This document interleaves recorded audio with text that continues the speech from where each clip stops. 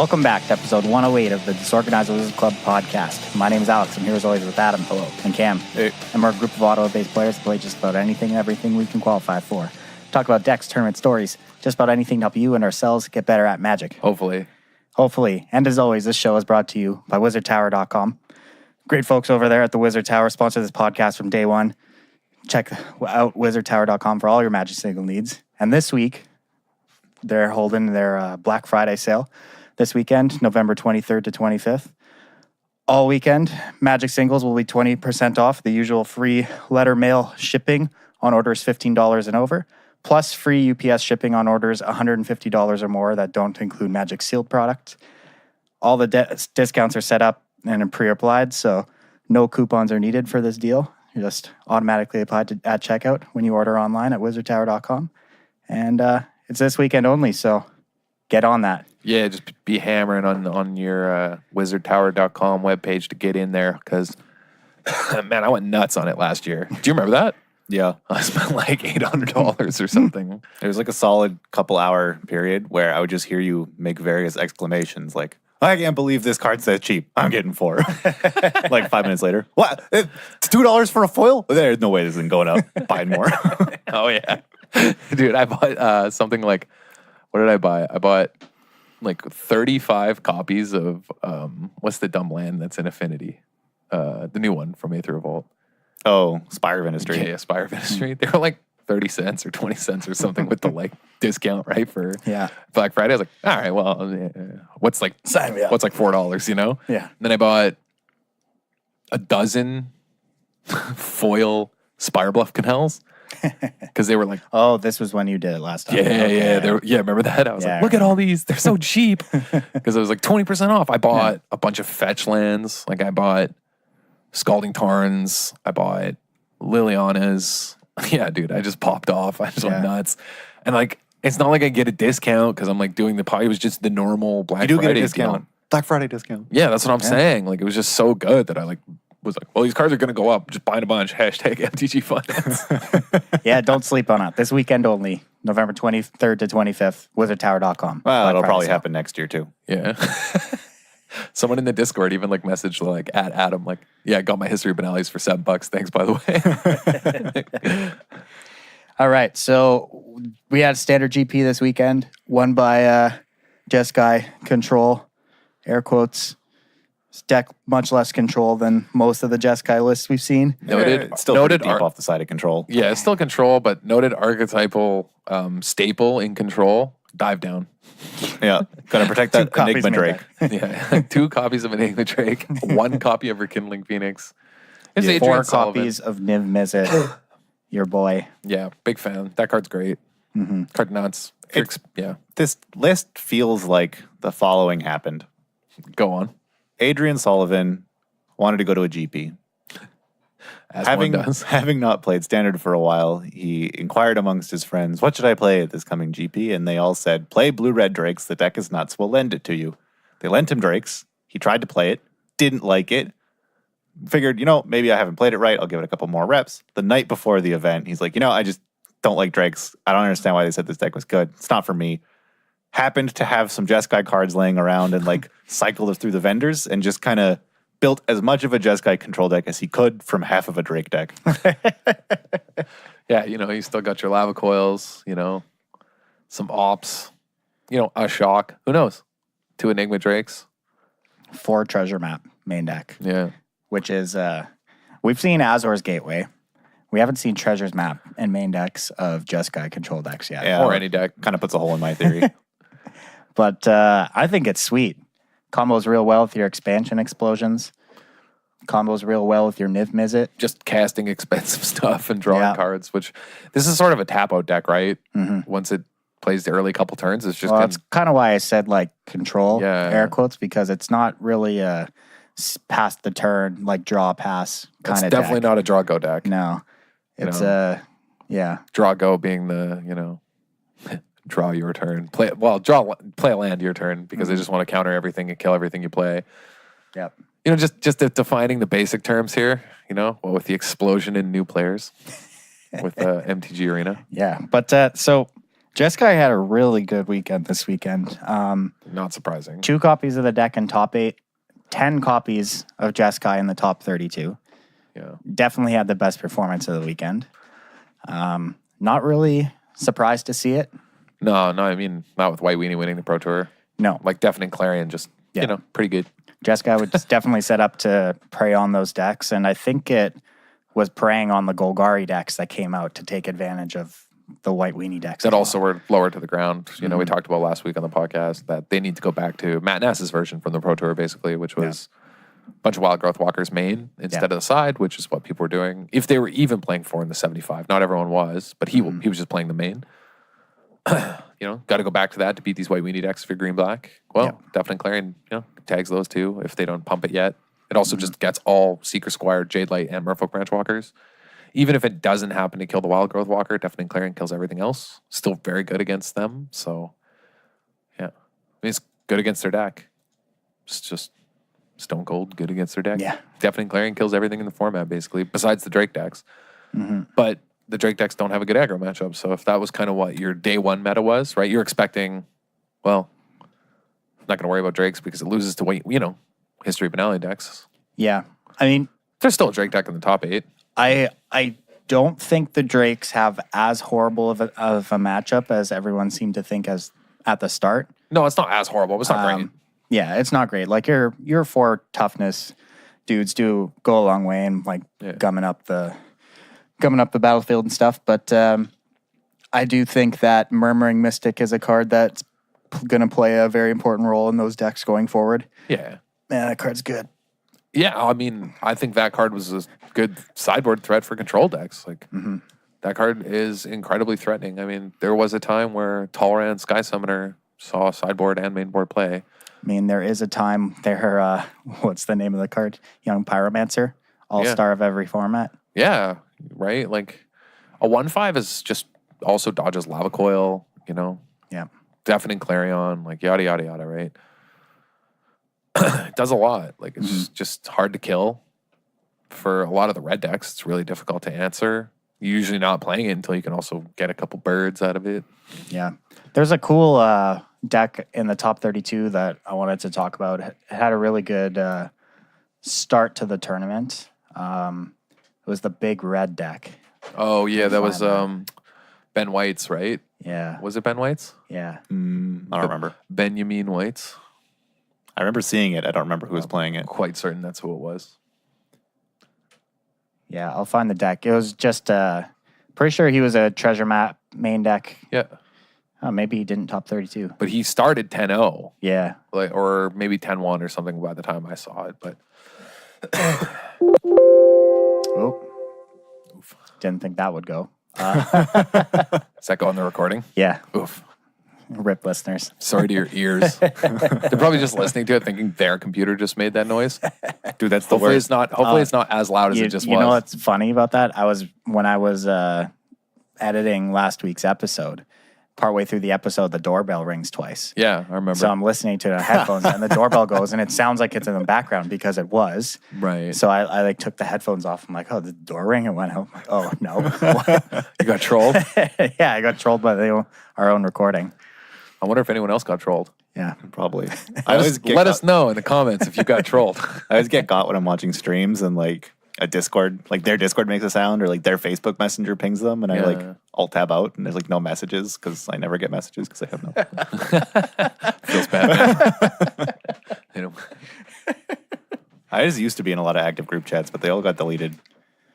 Yeah, I hear you. Big F. Big rip. Except for the DWC Discord. It's sweet. Yeah. Come hang out. I actually feel bad how detached I've been from the last week because it is really it is sweet. And was the last week and a half, 2 weeks for us was nightmarish. Just been marking papers nonstop for both of us. Yeah. And also we were in Toronto on the weekend. I've been in a different city every weekend. Yeah, you were in Seattle. Yeah. Then we were in Toronto this Moving weekend around for a a lot. concert. Yeah. Although on the plus side, we did get to watch coverage on the van on the ride back. Yeah.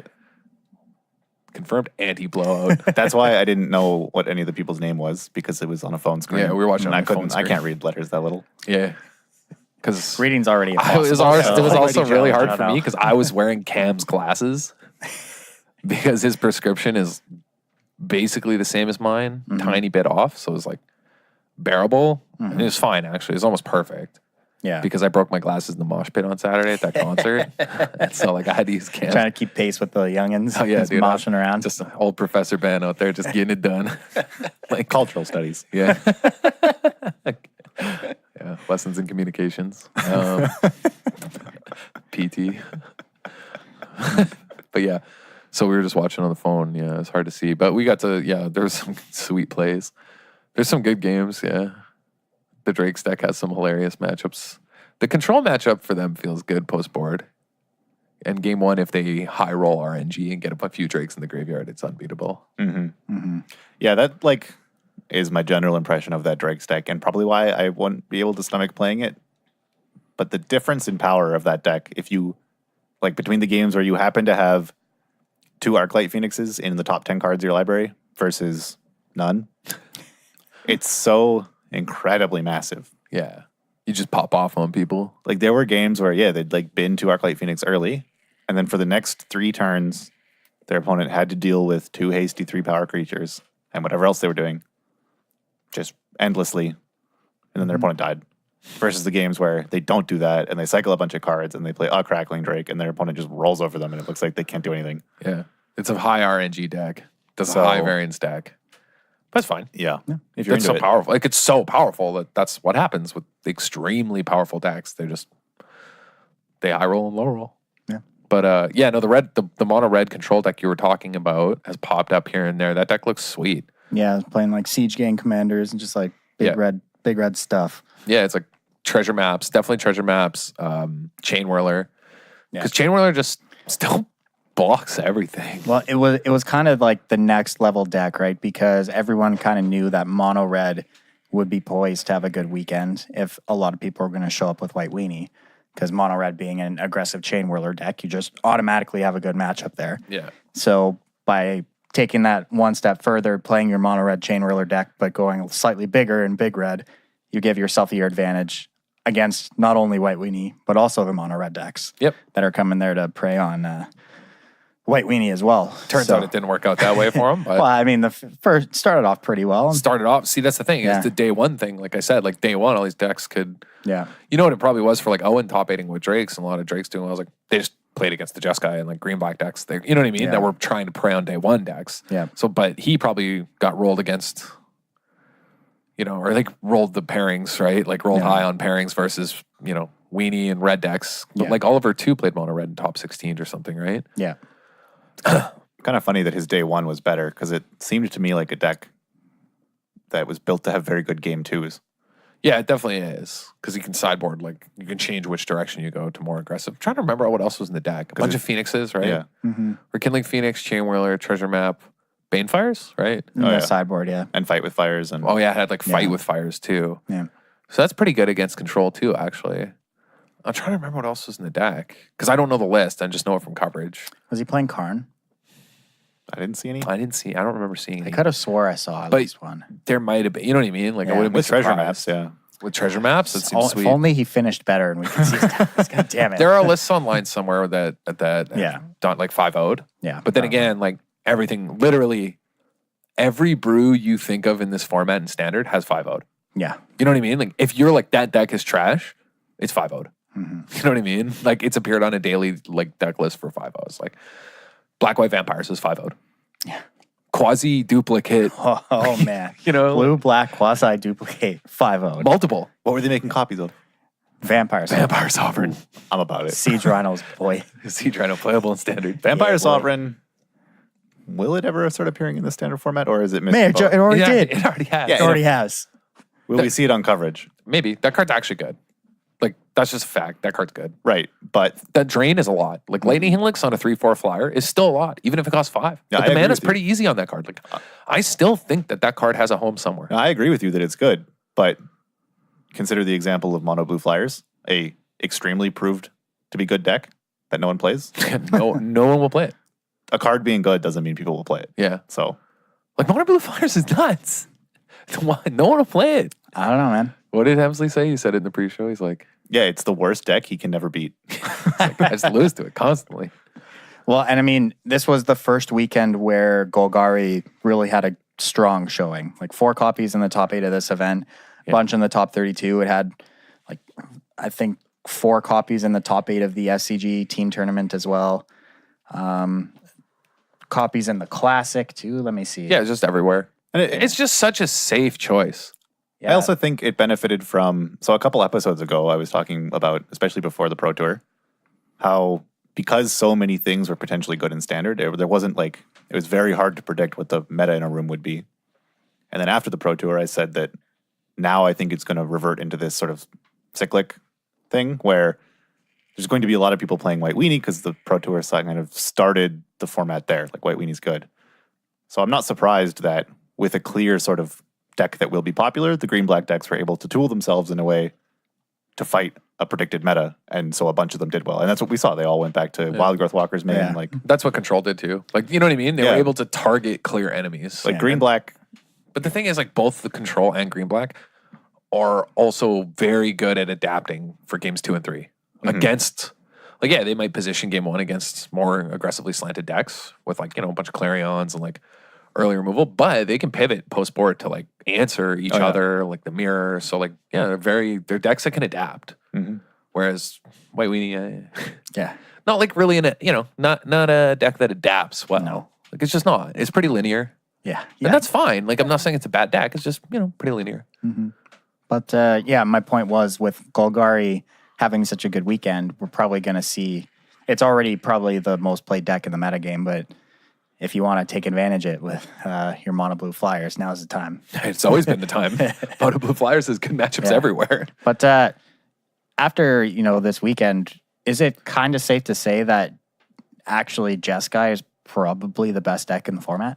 I don't think it's safe to say any deck is the best deck. But it's had the most consistent results since the format started. Yeah. Yeah, well, I mean, It's top 8. Well, no, it's top 8 at every event. It's won multiple. Yeah. Whereas Green Black didn't even top 8 the Pro Tour.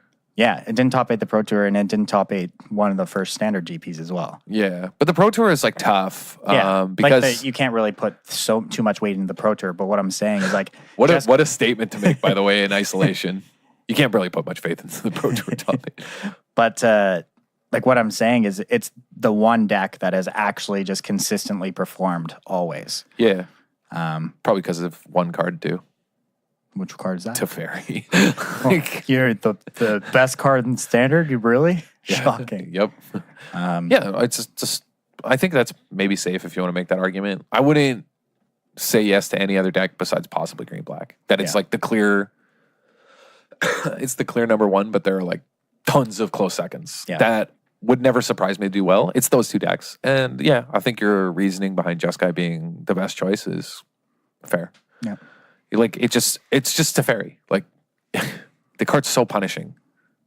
True. It's just incredibly punishing. And the fact that they can play Teferi and 4 Niv Mizzets and win a tournament is also incredibly punishing. I'm really liking this 4 Niv Mizzet Jeskai deck. Yeah, it's sweet. Yeah. I wouldn't play it, but Why? I'm not really into playing dive downs. Maybe they're sweet, but I don't know. Won't know. You don't have to play because dive I'm not playing mono blue anyway. You probably don't need the dive downs, but That's what I'm saying. I'm not playing that deck, but I'll play Niv Mizzets. Yeah, sure. But I ain't playing like 2 Enigma Drakes. But maybe I'm wrong. Maybe they're nuts. Maybe. But yeah, like Jeskai seems like a clear, like definitely better than Green Black, right? Like I think it's better than Green Black. I think Green Black though can change. Say this is the thing: Jeskai can just play Jeskai and just be its deck and make minor adjustments. But even if it sort of predicts the meta wrong, I bet it still does well. That's the thing. That's the thing with Teferi. Yeah, is like Deafening Clarion is never really going to be that bad versus any creature deck because the Carnage Tyrant Green Black decks are still playing Jade Lights, blah blah blah. Right? That all die to it, and then they have Teferi. So against an open meta, yeah, that's probably why. Jeskai doesn't need to look at Green Black. Normally, it's funny because normally we would say, oh, the control decks need to know what they're going against. But like what you and Cam were saying, like now, right, where Cam's like, well, Green Black has to adjust. And what we were saying last week on the podcast, well, now they got to play Wild Growth Walkers again. It's like they're the ones who have to, like, they're the mid-range deck that has to pivot and change its deck list and adjust to the meta. Jeskai doesn't really have to. Does it? Like, it's almost looked the same. Yeah. Apart from the major outlier in Adrian Sullivan's list. Yeah. It's generally been pretty similar. Like, honestly, only like a 5 or 6 card difference. Like, some with Crackling Drakes, some without. Some with 2 Crackling Drakes, some with 4, some with 0. Okay. Yeah. That's not really, like some with Azor's Gateway, whatever. Well, like the biggest changes between the lists were, of course, at the start, Azor's Gateway versus no Azor's Gateway. Yeah. All of them, like some Sinister Sabotage decks, some Ionized decks. Right, but these are like... Yeah, it's not huge. This is what I'm getting at. Yeah. These are like superficial differences, actually. Because like the thing we found with the Azor's Gateway deck that we mentioned again like a month ago that other people probably seem to finally realize is like by the time you would win with Azor's Gateway, you'd also have just won with Teferi or anything else because you've locked up the game. So do you think Treasure Map is just a better option all around? Than Gateway? Yeah. 100%. Yeah. I think it's better Gateway, in the mirror, better in every matchup, basically, because it has function early. It makes mana back if you want to use the mana and you just want to disguise or draws cards. Like, it's just way more versatile. You're not putting this weird decision of like, oh no, I need to flip it, so I need to pitch this card. So I think it's better. Cool. But, do you think? Like even the list that what's his name won with the Star of Extinction version of Azor's Gateway. What's his name? The guy who was talking about his shoes. Oh. When I was ranting about his shoes, about how he's like either incredibly rich or incredibly poor. He's rich, I think. But there was also just other Jeskai decks that in the top 8 of that tournament that were just normal Jeskai decks that weren't Azor's Gateway, right? So like it didn't need to adjust. It's always just been Teferi is the real deal. And just playing, Deafening Clarion and Teferi. It doesn't matter, like, the Sinister Sabotage or Ionize. Like, those are misunderstanding what actually matters and, like, how the deck wins. And I think that's the thing. Like, so if you want, So maybe I buy the argument that, like, it's the best deck just because its core of Teferi is just... That card's unbeatable. Yeah. Like, so many games I've lost to just, like, thank God, they resolved it. And I couldn't answer it. Or like my answer got countered. And that's it. That's the game. I lost right there. They basically Splinter Twinned me. Right? Like they played it to Teferi, it resolved. I tried to Vraska's Contempt it and they countered it. And it's all she wrote. So how many times did that happen to you? Like thousands. Like millions. Thousands, millions. Right? Like that's, you've seen it happen so many times. And other decks don't do that. And other decks play a Vivian Reed and plus it for 6 turns, you somehow end up like killing Vivian Reed and then you like kill their Vraska and you come back, you like find finality their board, you're like, all right, win this. Like that's never happened with Teferi. Teferi pluses for 4 turns, you can... Even if you do answer it at that point, you're underneath so many other cards that you just... There's another Teferi coming. Yeah, exactly. There's another Teferi. You can go ahead and scoop. So that's probably why. I believe it. Yeah. So I agree with your... I think that's a pretty accurate assessment. Damn, that card is busted. It's so obnoxious. Would you, like, what's the point of playing anything besides Teferi then? Well, I don't know. Card's expensive. I don't know those. I don't own it. But there's a Black Friday sale. Oh, there is a Black Friday just sale. order. It's time. Yeah, exactly. Order it this weekend when it's 20% off. WizardTower.com, people. Proud sponsors of this podcast. Great people, great store. Get your Teferis. I mean, you probably should. Because what's going to happen when the Esper Manna comes out? Right? You get Teferied. Things aren't going to change. You're still just going to get Teferied all the time. Yeah. Card's really good. I wouldn't put it past them to, like, there's a small chance they accidentally print something better than Teferi. And then you're playing against 4 of that card for Teferi. Yeah. Big yikes. Can't wait. Yeah, can't wait. But, like, as much as we're saying, like, oh, Teferi's so busted and stuff, Jeskai can also have some really bad draws and some draws where you haven't answered Teferi and Teferi's not enough. And, like, Standard, I really just don't want to paint a picture that Standard is some, like, miserable one-card matters place. I'm just saying that the reason Jeskai is so good is because Teferi is so good. Yeah. And it doesn't have to pivot. But, like, if you are a savvy metagamer, you can, like, tune your green-black list to beat them. You can tune your, like, because you can definitely tune a green-black list to stomp Jeskai. Yeah. Stomp them. Like, have a bunch of answers, rip their hand apart, have a Argyl's Bloodfast in the board. Like, Or main. or main, and you can smash them. You can absolutely smash them. So because the green-black deck can definitely be built in a way that it's miserable for a Jeskai. So yeah, it's just they have to adjust. But the Jeskai deck doesn't really have to. That's the thing. So, but then again, well, it might be, let's say it's the tier 1 deck. Let's say it is, and I'm still probably up for debate, but say it is. Everything else is so close that it if somebody else made a compelling argument for it being mono blue, I'd be, yeah, okay. Yeah, and the format is just so fluctuating constantly. Dude, it's awesome. I don't think we're ever just gonna narrow down to this is the best list of this archetype because it's just always changing. What's MTG Goldfish got the metagame percentage of Jeskai at? Oh, 1 sec, let me check. But yeah, no, this standard metagame is basically previous Ravnica standard levels of healthy. It's awesome. It's excellent. Yeah, it's sweet. It's Scryland levels of healthy, I think. 12%. If the best deck is 12%, I'm happy to take this, considering we just came hot off of a 45% red-black meta. Yeah. Well, and the most played deck is 18% of the meta is green-black. Yeah. So, we're saying that, we think the best deck is Jeskai, but green-black's the most played by mile, way more than, by 6% more. That is miles in standard metagame terms. So, yeah. And we're coming off red-black. Close to 50%. Well, and it was hilariously more, wasn't it 40 or 45% red-black, and then 20 or 30 mono-red? Oh yeah, for a while. Right? Remember that? There were events, there were GPs and Pro Tours where they split it up into red black aggro, red black mid range, red black whatever to lower the metagame percentages because it looked so bad. Yeah, it was some 60 to 70% of the meta was just red cards. Duress in the sideboard and Hazards. Do you think they had to emergency print more mountains? They ran out of basics over at Watson for standard.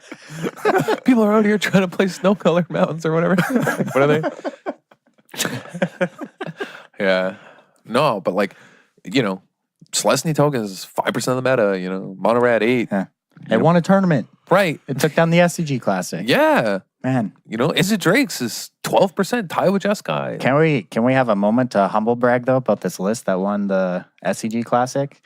Just the good old Thorn Lieutenant Song of Freyalise tokens deck. You mean the one apparently noted podcast listener Nick Prince? Yeah.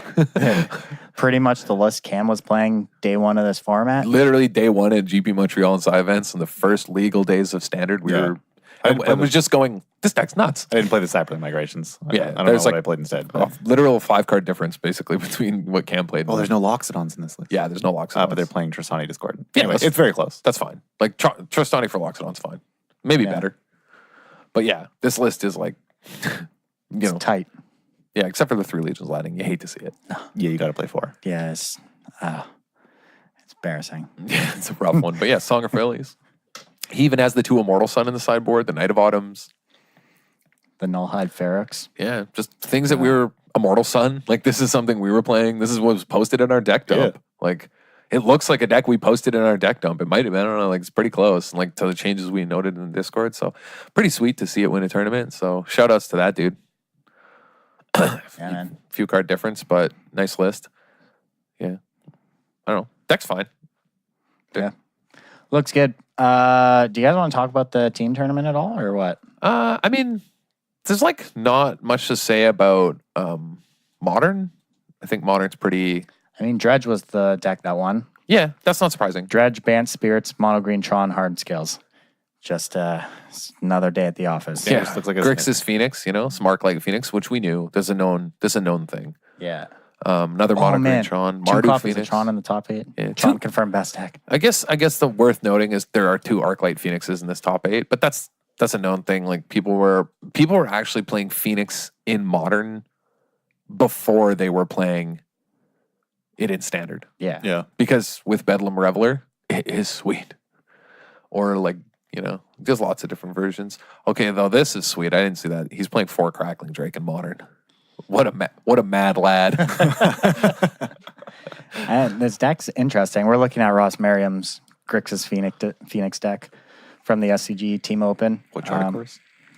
Yeah, charter course. Modern playable. Let's not get crazy here. Ral, is it Viceroy? Sideboard, modern playable. He's It's trolling. pretty much Teferi, man. This guy's trolling. You're just trolling playing this list, but like, yeah, the core is fine. You know, this is more reasonable. I like Bedlam Reveler Arclight Phoenix is a sweet combo. Yep. Yeah. I think this is kind of now looking at Christian Keith's decks, the 8th place deck from the Team Open for Phoenix, for Bedlam Reveler, Young Pyromancer. It's just like Mardu Pyromancer with Phoenix. But it's also way more all in on casting a bunch of spells early than the normal Mardu Pyromancer decks. Like this deck has Gut Shot, 4 mana Morphos, Flame Jab, so you can pitch your Phoenixes. Like it has more utility. I don't think you can justify playing the old Mardu Pyromancer decks over this. This is way more explosive. This is what I was going to say. I think this is what we're going to see going forward for this archetype. Agreed. I think this is actually a really good list. Mm-hmm. Yeah, it looks really good. Collective Brutality seems sweet in this list. No.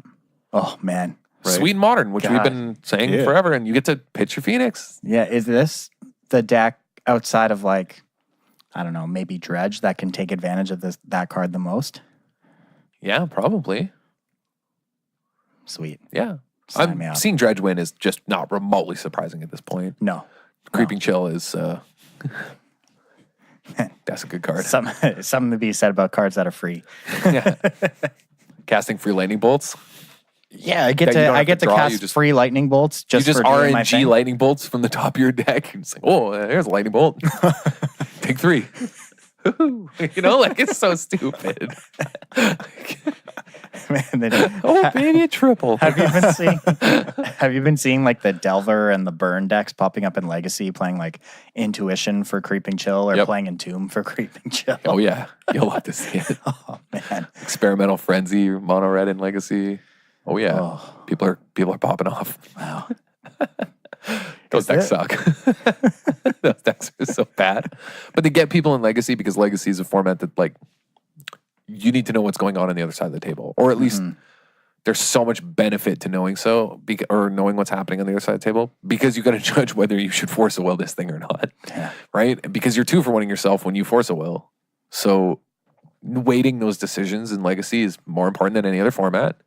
And just not knowing what's going on, and all of a sudden you're like Intuition for Grooming Children. Like, wait, because you're like, oh, I'll just let them Intuition and like deal with. Because you're gonna think it's like I don't know what's it called. What's the deck where food chain?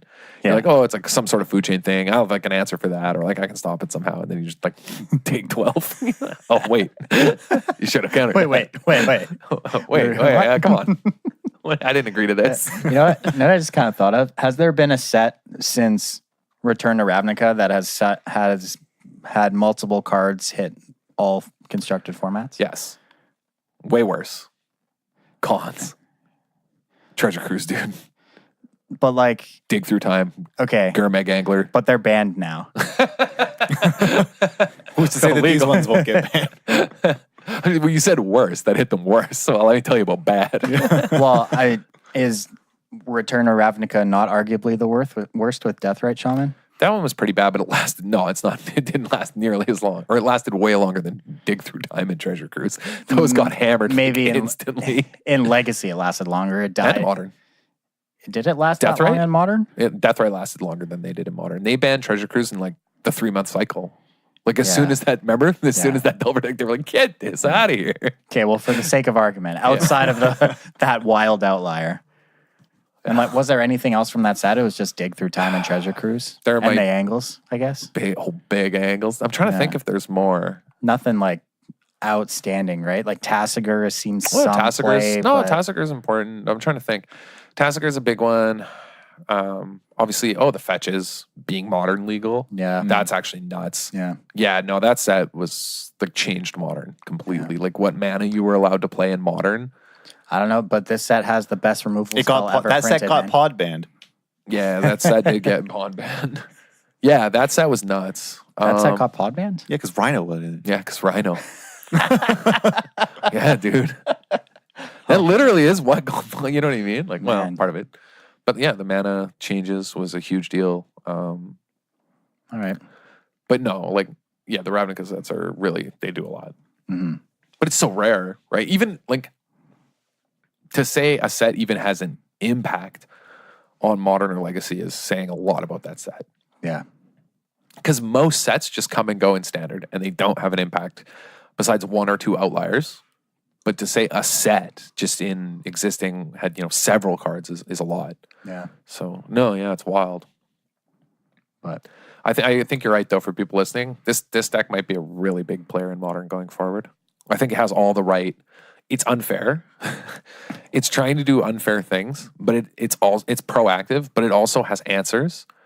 It's defensive. It has a good sideboard plan. Yeah. It has a lot of options. It has good utility. It can grind. It can kill you quickly. Like, it does what you want in Modern. It's unfair, but can also pivot. It isn't a glass cannon. Well, this deck doesn't just auto-lose things. Like the previous Mardu deck fell out of favor just because it was a bit too grindy, right? And the format shifted to more unfair linear strategies, even more than it had been. And this is just feels like the Mardu archetype catching up with that. Yeah, although Rest in Peace is still a huge beating for you. Yeah. Huge. But you can win through it. And also, if you're smart with your Phoenixes and you set up your turns, you can sequence that, either they Rest in Peace too early and you just hardcast your Phoenixes, or because you have time, because they took the time to Rest in Peace, or you're smart and you wait and you don't leave them in the bin. You know what I mean? Like, there's lots of ways around that. So, I think this deck's really good. I think it's like maybe the thing worth noting about this Modern top 8. Well, I mean, we have to talk about the 2 Tron decks, though. Go right ahead. Do your worst. I don't see any other deck in this top 8 with multiple copies except that. Yeah. So, yeah, I mean, scoreboard, guys. Best deck in the format. Legacy was pretty standard Legacy fare. Yeah, Stormlands, Depths, Grixis, Elves. You can play Elves again. You can play... Well, okay, this is a weird one. What's Mono Blue Wizards? I forgot this was in here, yeah. This is a throwback, man. This is basically Merfolk. It's a fish deck, but... Yikes. Yeah, it's playing some... Patron. Dude, this deck is literally... This should be the DWC. It's the mono blue deck. It's the mono blue. Mono Blue Wizards. Yeah, dude, Patron Wizard. Chris H's deck. Patron Wizard. Yeah, dude, 4 of them. Patron Wizard. If you don't, dude, nuts. Guys, Patron Wizard. This is like we got to change this picture to the Discord. Oh, man. Yeah, I saw this deck and I was like, oh, this is a weirdo. But yeah, it's basically a fish deck, but it's playing Patron Wizard, which is a blue 2/2, and you can tap and untap wizard you control and counter target spell unless controller pays 1. But the thing is, it plays Merfolk Trickster, which is a wizard, Grand Architect, like Curse Catcher. I mean, Curse Catcher's a wizard? Yeah, it's a wizard. So is Harbinger of the Tides, I think. Yeah. They're all Merfolk wizards. So Master Waves? I didn't know that one was a wizard. Is Silvergill Adapt a wizard? Yeah. Oh my God. All right, you got me. Spell Stutter Sprite's a wizard too? Yeah, that one I knew. Wow. Vendilion Cleek. Yeah. Fencer. This deck is gas. Let me tell you. This deck is wild. Yeah, this deck is nuts. I mean, it's a fish deck, but hey, fish hasn't been playable in about 10 years. It's a wizard deck, so my friend. All right, well, it's a Merfolk deck too. Come on. I'm always like a couple years ago, I used to always yell about like, no, Merfolk's like, that's not that bad. I mean, try and defend it. Now, what do you got to say? Yeah, you know what they say, right? Like the old saying, give a man a fish deck and he'll win a tournament once, but teach a man a wizard deck and he'll also win one tournament once. I wonder if this deck sees... I don't know. This deck's wild for people who want to check it out. It's on the SCG team event. Yeah. Top 8 Mono Blue Wizards / Merfolk by Chris it's Mono Agashi. Blue Wizards. Hey man, look at those Merfolk. There's more wizards in this deck than Merfolk. That is true. But there are a large amount of Merfolk. Well, yeah. I mean, a ton. Yeah. It's playing Silvergill Adapt. There better be a decent amount of Merfolk. Yeah, but you just know he's naming wizard with his cavern every time. Oh, yeah, of course. I guess that's the real determining, factor. Riptide Laboratory. Big fan that this guy. Oh, yeah, that one's been played for a long time. Actually, that's an EDH staple, dude. That's actually so this card. A little legacy history for you. Riptide Laboratory is a colorless land from Onslaught.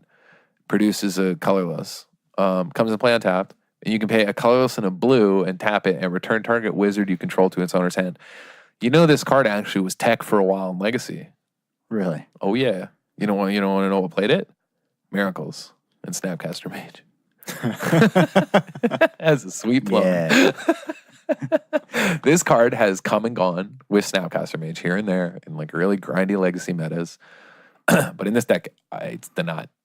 Dude, you get to just pick up your Silver Gillidan to keep drawing cards. Wow.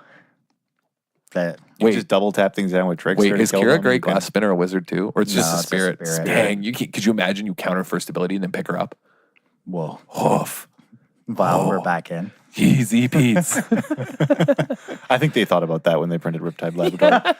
They knew. They're like, this I think Kira was printed after, actually. So Yeah. That's a joke. they were careful. Yeah. No, they didn't put it on Kira, right?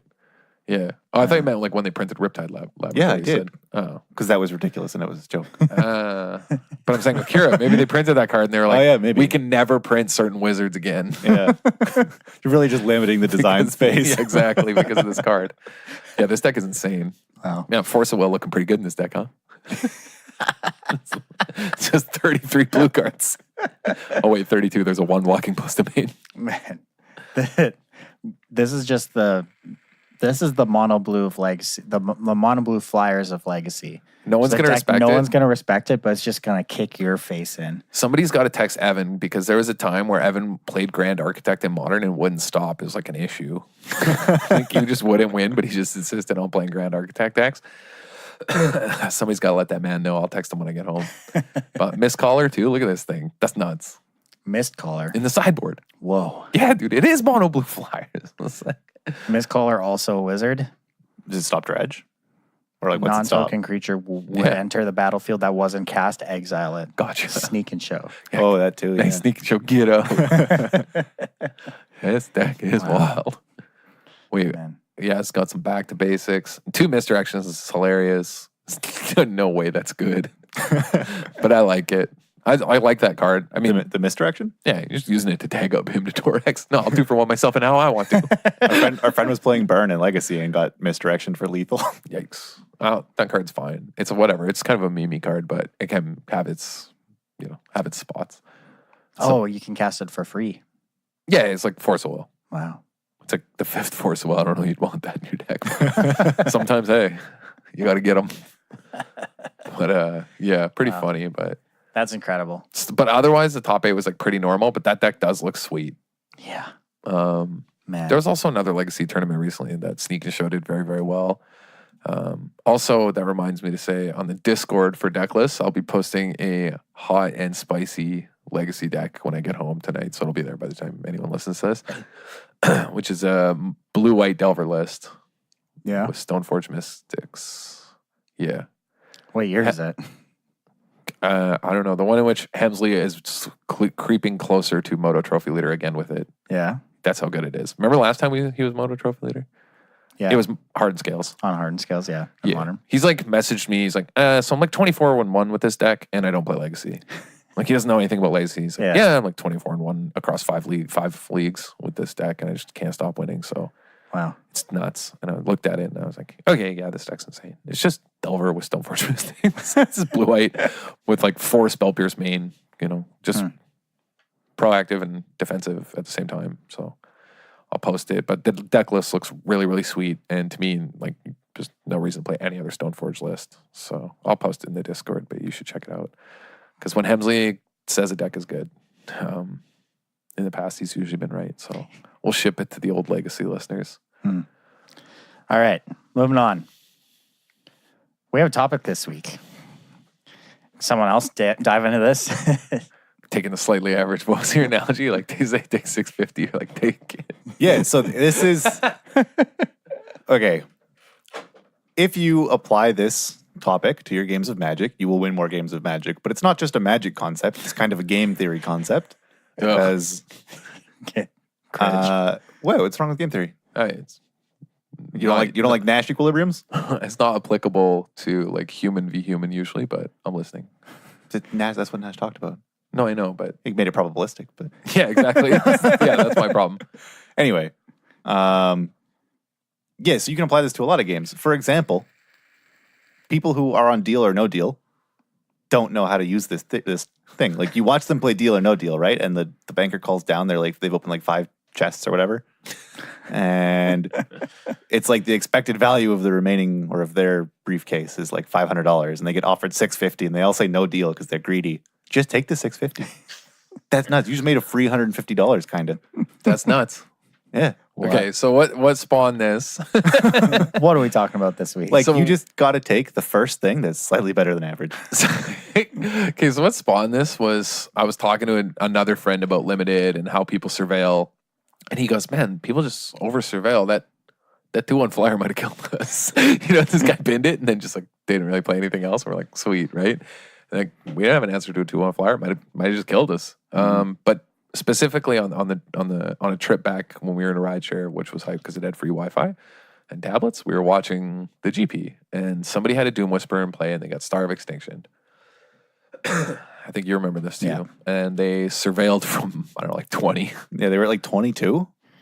Yeah. And they surveilled themselves down to 4. Yeah. And they weren't under threat, obviously. There was a Star of Extinction. Yeah, their opponent had tapped out to Star of Extinction. There was nothing else going on. Out of Drake's, which you'll have to see. That's hilarious. Yeah. But anyway, and they surveilled all the way down to 4, and then they got shocked down to 2. And then their opponent played a Mirai Conjecture and picked up a shock and killed them. Mm-hmm. Whereas... And I don't know... I know what he was looking for. Right. He was looking for fine finality to get back creatures to rebuild his board, or looking for, maybe another Doom Whisperer or a Planeswalker, something big to follow up with, and wasn't finding it. Yeah, and then died. But the thing is, there's a few things he put in the bin, right, at the beginning. Cast down, whatever, sure, bin it. I mean, even though it's actually very good in the Drake's matchup, I'm not even sure I'd bin that. But he bin Jade Light Rangers and everything too, right? And that's, to me, when there's something wrong, is you're going that low because you want to find the nut.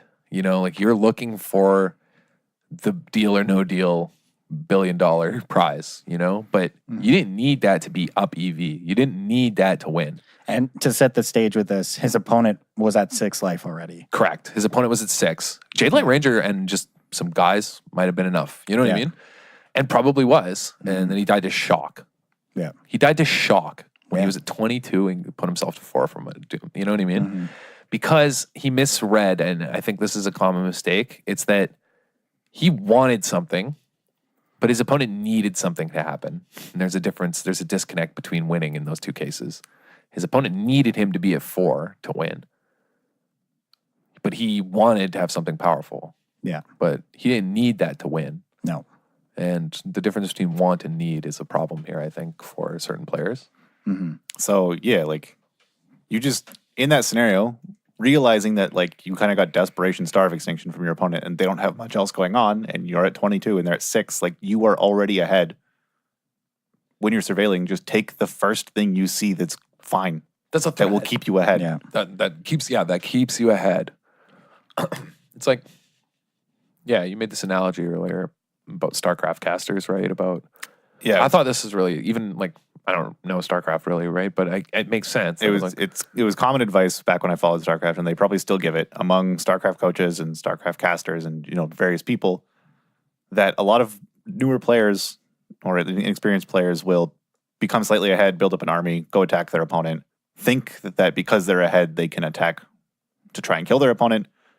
Their opponent then gets defender's advantage, they lose that attack, and then they get killed in the crackback. Whereas the advice that's always given is, if you are ahead, you don't need to attack your opponent because they can't attack you. So you get to just go take more bases. You get to enhance your lead. I want to win now. Right. You get to use the fact that you're ahead to get more ahead. And eventually you'll be so far ahead that your opponent leaves. Right. You should use it to eke out percentage points, right? Like, in those situations that you have enough. You don't need to win the lottery now. You're going to win it in 5 minutes. Yeah. So again, it's don't go for the best case scenario. Don't go for just killing your opponent, winning. Take the first option available to you that is good enough, which is, another base, another whatever, whatever you're doing in whatever game you're playing, that will, because it's good enough, is going to keep you ahead or make you further ahead. Yeah, you're just building more advantage with the advantage you've already attained. Exactly. Yeah. And this is a common mistake, I think, it's different than looting, but like, yeah, and that was something we had to talk, right? But with Surveil in Limited, you see people do it all the time. Yeah, they throw away the 2-1 or a 3-mana 3/3 in this format. Yeah. How big is a 3-mana 3/3 usually? It's huge. That guy's massive. Oh, man. That guy, we've been working out. That's a one big boy. Yeah, it's a thick boy. And so against the world of small guys, like it's just little guffers running the world in this Limited format. And people will surveil a 3-mana 3/3 into the bin. It's like, I don't know, that might have been good enough to just trade and whatever. But it's not just in what people are surveilling. It's also about how people are attacking and blocking. Yeah, so we have a couple examples here. The one from the GP was the biggest one of someone not understanding that they didn't need to go for gold. And so another example we have of sort of, say you're playing against Boros and you're a green deck in this Limited format, and you have a 4/4 or a Siege Worm something, a 5/5 in hand. What you want, ideally, is to play this big thing. It brick walls all of your opponent's little creatures and you get favorable blocks. They can't attack you anymore. You would prefer to block their 3/3 with your 5/5. But you haven't cast it yet, and you have a bunch of 3/3s and 2/2s of your own. It's somewhat, you could trick yourself into thinking I need these guys for Convoke, and then I can wait and get better blocks later. So this is what you want to have happen. But your opponent requires you to take damage early. So if you try and preserve your 3/3s and 2/2s to Convoke later to save blocking for a bigger creature, you are letting your opponent attain the one thing that they need in this game. Because then they'll draw an Inescapable Blaze, or they'll draw a Cosmotronic Wave.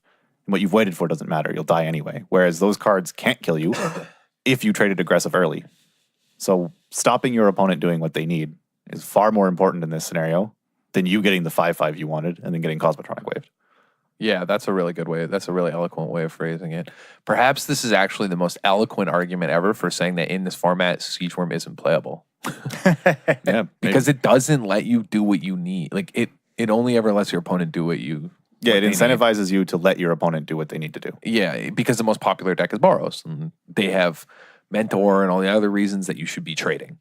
Yes, and so that's kind of the problem with playing that card. Because in other formats, that card was nuts. Like absolutely just nuts. And it's not that great, Like the green guys just don't line up that well in this format. I mean, the 5-mana 4/4 Convoke Vigilance, that guy's great because you can usually just cast it if you need.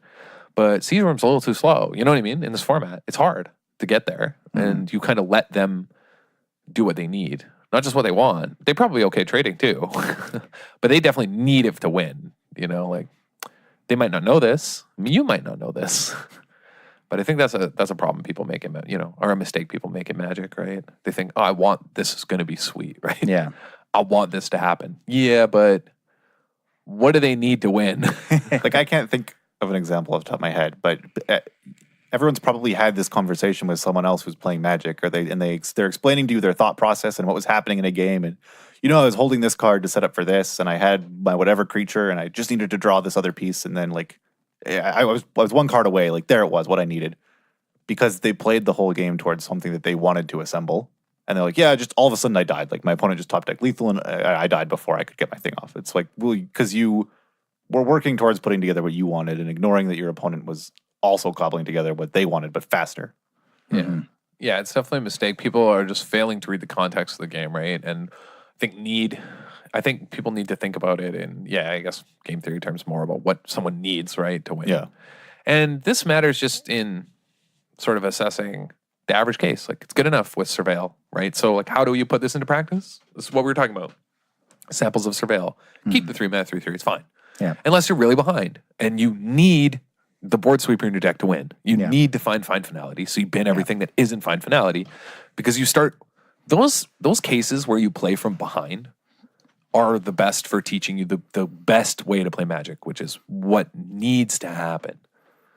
But people are really, really bad when they're ahead or neutral, when the advantage bar is right in the middle. in their favor or in the middle. Yeah. They're really bad at saying, well, what needs to happen here? What do I need to happen? It's not what I want, right? What do you need to happen? And sometimes it's not easy to hear those things, you know what I mean? Or think about those things. It's not obvious. It's not easy to squander resources when you're behind because you don't have many resources. Right. So, if you don't get to learn how to not squander resources in those scenarios, then you find yourself ahead and you just, You just goof around. Yeah. Yeah, I mean, I think we had an episode about this maybe 2 years ago, a long time ago, about playing from ahead. Yeah. And how people blow it. And how people blow their leads. And that's part of it. And I guess we didn't really go into depth and we sort of talked about game states and all these other things. But this is sort of why. This is sort of the, metaphysical, philosophical reason that happens. That it's so common for players to lose ahead. I was just winning. Like everything was going sweet. I was doing this cool stuff and assembling my sweet things. And then I died, Right, because they needed to do these exact things, and you just thought you were ahead. So you don't want to be sacrificing your positioning within the game and your advantage to do something that isn't necessary, essentially, exactly. in the context Yeah, of the game. and so like a good example of this, things that aren't necessary is you've almost certainly heard of, and Adam, what he was just saying reminded me of this, but people will, have they'll be playing control, and they'll have cast a bunch of draw spells or resolve some big, like draw 4, and they'll have a ton of cards in hand. And they'll think like, oh, I am assembling this stuff. I'm like way ahead, and you are way ahead. But say you haven't drawn a win con yet. And then they'll just counter and kill everything their opponent plays. The next, 5 creatures. And then maybe they get a bit unlucky. The top of their deck doesn't cooperate, and then their opponent draws a planeswalker, and it resolves. And then they're like, I was so far ahead, I drew a bunch of cards, but then they resolved a Vrask and I died. Just killed me. Couldn't draw Contempt. Unlucky. It's like, well, no, you didn't their 2-drops. You didn't need to kill their 2-drop. You didn't need to counter whatever else. You can get hit by those things. Yeah. But you felt like you were ahead and had so many resources that you were okay spending them, and you actually weren't, because in that scenario, in this context of need versus want, you want to stop your opponent from having any fun, so you're killing and countering everything. that definitely happens a lot. But your opponent needs the following to happen. They need you to spend their removal spells and counter spells that they know are in your hand on medium things, and then they need to top deck something that doesn't get countered. And they need you to flood. And that happens all the time. And the only way that what your opponent needs can actually happen is if you just sort of willy-nilly spend these counter spells. Yeah, if you do what you want. Right. And it's in contrast to what they need. Right? Like if those two don't line up, then you lose. So people make this mistake all the time. It all kind of comes back actually to the patience episode. One of our noted famous episodes about this is one of the reasons you're patient, from ahead and behind, about what you use resources on. Yeah, so essentially you got to kind of get out of the mindset of just thinking about what you're playing towards and kind of look at it from the other side of the table, that they're behind, I'm ahead. What do they need to happen for them to win this game?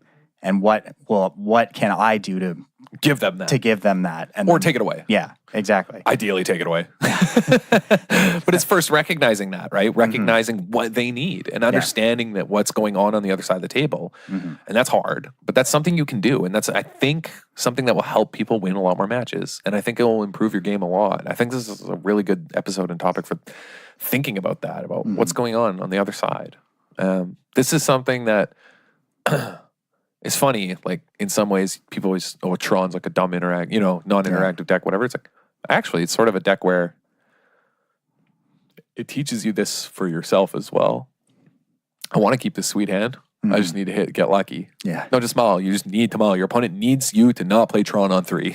Just mull. Nothing else you do. You know what I mean? Yeah. But that mindset is how you mull with Tron. This mindset is actually how you play all decks properly. Right? It actually is how you should be making your decisions in Magic. It's not, this hand could be sweet. I want to make something happen. I just remembered on the weekend when I was playing at the Tower, playing against ABJ, who was on the show a few weeks ago, just off his Pro Tour performance. Yeah, we got to have him back on, actually, because he did well at the PT. Yeah, we were playing, and then after the game, he's like, I'm thinking about... starting to play Tron in Modern. He's like, I need you to teach me. I'm like, all right, step 1, forget everything you know about counting. It doesn't matter anymore. Man. That's pretty good. Yeah, no, we should have him back on, actually. Talk about his PT experience, his testing, all these things. I think is cool. Just his path there and what it meant, being cool. We should definitely, I think people want to hear that kind of stuff. But anyway, this is, I think, a really important mindset. I know it sounds a little I don't know, can sound a little self-helpy, maybe, Do it you don't do what you want. You do the responsible thing. Yeah. You got to think about what your opponent needs, contrast to what you want. You got to keep your room tidy, have a personal schedule. You know, it's Wake both up early. discipline. Eat some yogurt, go for a Yeah, run. wake up early. I woke up at 2 p.m. today. Well, yeah, but like, That was both what I wanted and I needed because I didn't have to be on campus till 4. yeah, exactly. Wow. I tried to sleep in, and the cat was screaming at me. Yeah. So I kicked I him went to out. bed at midnight, dude. Then he Got a kept screaming. solid 14 hours. Wow. It's winter. Time to hibernate. I partied all night at my conference, my work conference. Nice. Have you ever been to Blue Mountain, you guys? No. It's in Collingwood. I don't even know where that is. Yeah, I've never heard of either of It's these like places. 7 hours from here. Oh. It's kind of like Mount Tremblant. Like I know where that is. I know where that area is. yeah, so it's like the exact same thing, like a ski village, ski hill. Oh, But not in that direction. No, it's other direction, like past Toronto. Okay. And it was super beautiful. Yeah, I was stayed in this like massive suite, had my own bedroom and attached bathroom in the suite, and it was for work, obviously. But Doesn't yeah, it sound was like fun. work. Living large. We had one day of meetings from like 9 to 5, and then we just partied 2 nights in a row. Not bad. Yeah, it was fun. It's a good rate. All expenses paid. Great rate, mate. Oh, all expenses? Yeah, Woof. So it's like at a ski hill. yeah, I was at a ski hill. Do you ski? Yeah. Oh, nice. I've never been skiing or snowboarding in my life. Really? Not once. Wow. Yeah, it's just growing up. Not enough mountains out in there, Alberta. There. There was Rockies. You could like, see them from where I live. That's the joke, man. Yeah, no, I know. But I'm just saying for people Yeah. listening, yeah, Yeah. you can see them almost like a half an hour you can drive to and see them, you know. But no, I think it's because I grew up poor, so I never went. Like really poor. Like Yeah. and Skiing's expensive. It's expensive. Like I'm not dunking on people who would go. It's just again, it's not that expensive, but like when you're like really poor, it's like Yeah. $200 even for a weekend. Which now I'd be like, Yeah. yeah, I can afford that. But like, We actually had a really good deal so there was kind of a ski hill on the riverbank in between where I grew up and the town we were next to, and our area of the county got like $20 ski nights on Thursdays. oh, that's really good. Yeah, so when I was like, I think even before kindergarten, when I was like 4 to whatever age, my parents would take us skiing, and we were 4, we didn't know what we were doing, so they would carry us up the hill, put us on skis, and like let us go, and the other parent would catch us at the bottom. So that's how we got taught how to ski. Nice. Wow, you had 2 whole parents as a kid? Must be nice.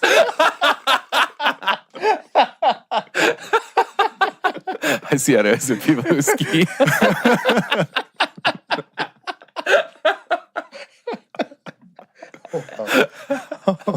That was good. Wow. But yeah. I just skateboard a lot though. It's similar, That's right? practically the same thing. Yeah, you're on a board. Yeah. True. I want it. Like, I think snowboarding would be fun. Skiing probably be fun. I actually would more it's fun. interested in cross country skiing. I hate it. So much more work. Yeah, that's why I'm interested. It seems fun. Cross country skiing's fine. Yeah, it's like a good workout, right? Yeah, it's good. I want the robots to take me to the top of the hill, and I want gravity to take me down. Yeah. But can you like mix it? Is that a thing you can do? You can kind of like cross country and have some downhill speed and then like Yeah. keep going. And, Yeah, it's just cross country skis and downhill skis are a little different. Right, they're designed differently. Yeah, well, and they just like cross country skis are longer and thin, and downhill skis are a little shorter and they're a little more wide. Cross country skis, don't they have a section of them with like kind of a hexagonal textured pattern on the bottom, so you have some grip to keep yourself going? Yeah, It's not great for sliding down so. hills. But like you can, but you don't have as much control for like turns. Right. On, right. Yeah, because why cross-country would skis. you need it, right? You're Yeah. not going down a hill at 1 billion miles an hour. Let me Yeah. tell you though, cross country snowboarding, that sucks. I also feel like I'm so old now and like prone to accidents and injuries that if I went snowboarding now, I just Oh, yeah. insta rip. Like I'd hit a tree and die. Like I'm fairly certain. When we'd go to the Yeah. mountains, my parents and my brother skied, and they'd be like, "Oh, let's go down this like scenic whatever green circle, like the easiest route." And I'd be like, "All right, fine." And inevitably, every single one of them had some like huge flat section that the skiers just like pull along, but like because the run's so shallow, because it's an easy run, you don't have enough speed as a snowboarder to like get across this flat section. So do you're you just do? stranded. Do you like hop? Well, if it's like short, you can hop. Otherwise, you have to like take out one foot and like slowly kind of half skate along sideways. Oh, that Yeah. sucks. Yeah. And they keep making me go down there. A cross country snowboarding. Yeah, that's Yeah, brutal. it's miserable. Oof. See, all the winter things are expensive. That's why I didn't really. Hockey's not so Yeah. bad. I played hockey. That's fine. Hockey's pretty expensive though. Yeah, it was. It got too expensive that I couldn't Yeah. afford to play like AAA or anything, you know, or like A because Man. it was too much. But I got like hand-me-down skates from my cousins, you know, and I was like, yeah, it's these. I haven't But- played hockey in so long. I miss it. Yeah. Well, we should get a game of shinning going. Yeah. There's a rink. Have you seen how nice the rink is right around the corner from here? No. But there's one near our house too, at Brewer, that's super nice. Like an outdoor one. The one out here, it's an outdoor one. It has like full like lights and it's same with the one. It's insane. Same with the one by our place. I think they're all run by the city, so they have like because they have lighting and we get a group of people to come play some shinny. Yeah. Some friends and acquaintances. I haven't. Maybe some Discord listeners want to come slap the puck. I think my parents tried to teach me to skate once when I was a kid. And Wait, do you not know how to skate? No, I haven't skated in like 10, 15 years. I haven't skated in maybe 5 or 6 years, but I think I still can. I don't think you forget. No, you don't forget how to skate. Well, the only part of skating that I remember is getting yelled at and being in pain because I like didn't have strong enough ankles and they were just flopping all over the place. You're like the review bro of wrists. You know? Yeah, they're like stand up straight, and I was like my ankles just kept bowing out and bowing in, like flopping all over. Review bro, he has like really limp wrists. Yeah. It's like Cam's ankles. Oh man, just gotta tie your skates tighter, man. Yeah, that's what it is. Yeah. But when you're a kid, you remember it's hard to tie your skates. I didn't tie my own skates as a kid. Are you serious? Yeah, I had to when I was like 12 or 13. Because maybe that was the mistake. But it was still hard, man. Like you don't have the grip strength when you're like that age to time as tight as you would like if you don't have, Yeah. Just off track here. Whatever. Entertaining. This MTG podcast learning about how to tie your skates. Yeah. Come back for this quality content. Yeah, exactly. There's like listeners in Australia go, what the fuck are these guys talking about? Crazy Canucks. Yeah. Excuse They're just me, going to go play around the corner from their house? What is this nonsense? Oh, yeah, just get up some Tims there, but. Oh, yeah. Oh, yeah. Eh? Just a couple of hosers. Shoo the moose off the rink. All right. Thank you all for joining the club this week. Make sure, as always, you check out wizardtower.com for all your Magic single needs. Don't forget about their Black Friday sale this weekend, November 23rd to the 25th. 20% off all Magic singles. Don't wait for a better deal. This one's good enough. It's what you need to have and not what you want. Good time. If you want to get in contact with us, you can find us on Twitter, Facebook, at DWC Podcast on Twitter, the Disorganized Wizards Club Podcast on Facebook. And if you want to support the show, you can find us on patreon.com/DWC Podcast. Becoming a patron gets you into the DWC Discord. There's a lot of sweet little perks you can get as well. Yeah, tokens are on the way. We're just waiting on the final art touch-ups. Yep. So those will be getting shipped out as soon as we have them. And however you listen to this podcast, whether it's on Podbean, iTunes, any podcast app, leave a review, share the podcast with your friends. It's really the best way to keep this thing growing and bring it to new listeners. And we'll catch you all next week. Take care. See ya.